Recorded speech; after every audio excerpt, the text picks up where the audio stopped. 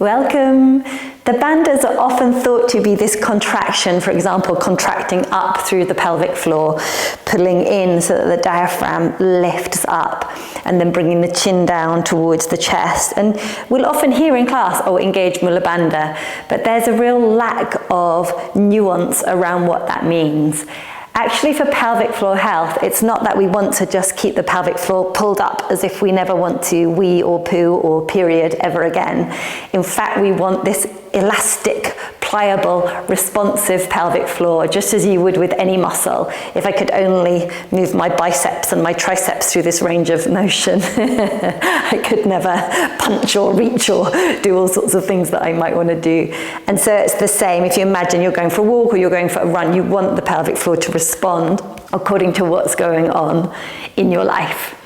So that means that we want to be able to breathe fully, breathing wide and down with the diaphragm, this lower ribcage area. When we breathe into that area, when that's moving, it creates both physical health, but it can also help us to de-stress. Breathing low in the lungs helps the stimulation of the parasympathetic nervous system. And both that easefulness, that relaxation response, and the fact that the diaphragm's moving well maintains and supports the health of the pelvic floor. And that means that once the pelvic floor can release down, we can also then work to draw up, and that would be what would be called the mula bandha action, the root lock. So we need to abandha or unbandha in Sanskrit, as well as to draw in and up. And the yogis didn't think of this as a physical practice, but as a subtle body practice, something which we hold and we retain the prana. And there are some very interesting correlations between how the yogis describe prana and how we now describe the nervous system.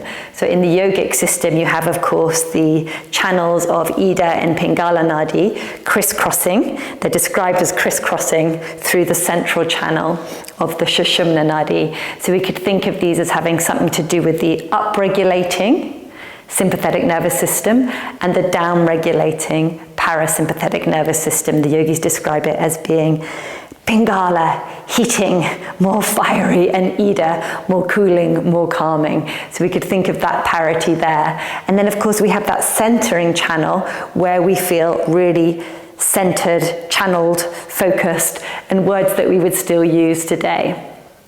So when it comes to moving with these bandhas, with these locks, one of the interesting areas of research to look at is that when we give a lift through the pelvic floor, this also signals through the nervous system back to the brain and has been shown to have a specific effect actually around the heart. And so it helps to tone the vagus nerve, and it can help to stimulate the parasympathetic nervous system. And there's other research that shows that when we do the chin lock, the Jalandhara bandha, these haven't been looked at specifically, I should be clear. The research hasn't looked specifically at the yoga techniques, but what they've looked at relates to the bandhas, because I've done a little dig around and looked at some research. And this chin lock can actually help to give pressure into the carotid artery, so the blood flow to the brain.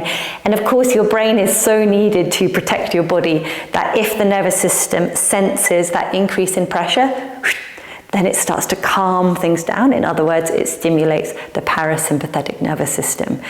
So we have so much fascinating research that we can look at to compare what the yogis are describing if we dive into their language, if we dive into what they're really saying, as compared to what the recent research says. And when we bring these two together, we can get the most incredible practice and the best of both worlds. And all of this bandha's work is essentially to bring us more into that sense of centering and focus. I love this yogi image of the serpent coming up and over, or the Buddha statues that are really looking in and down, and that inner focus. And then as well, this holding from the base of the Jalandhara bandha and the mula bandha, and then the length along the abdomen, helping to give rise to a much more centered and focused experience. At the same time, just remember, if you're teaching asana, practicing asana, you don't need to be hoiking up in the pelvic floor. In the long run, we want to have this adaptable pelvic floor, responsive pelvic floor. Let it go.